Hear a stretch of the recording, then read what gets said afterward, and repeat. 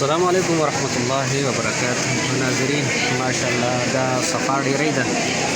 په کوم ځای کې چې د حضرت ابراهیم خلیل الله علیه السلام یادونه پراته دي او په کوم ځای کې تبدو د حضرت ابراهیم علیه السلام او د حضرت هاجره رضی الله عنها ساره رضی الله عنها کوم ځای کې چې هغه د منډې ترلې او سعی پرته ده ماشاءالله دا یادونه دي او دا مخامخ چې کوم دی تاسو ته نظر باندې راځي بیت الله شریف به ښکاري انشاءالله تعالی زه به تاسو باندې بیت الله شریف وسیم په دې ځای نه الله تعالی دې زموږ ټولې دعاګانې قبولې کړي کوم چې موږ د امت مسلمه په حقله باندې کړي دي هغه بیت الله شریف دی ماشاءالله په نظر باندې راځي الله تعالی دې ټولې دعاګانې زموږ قبول کړي ټولې دعاګانې دې الله تعالی کومې دعاګانې چې موږ د امت مسلمه دپاره کړي دي الله رب العالمین دې په هغه کې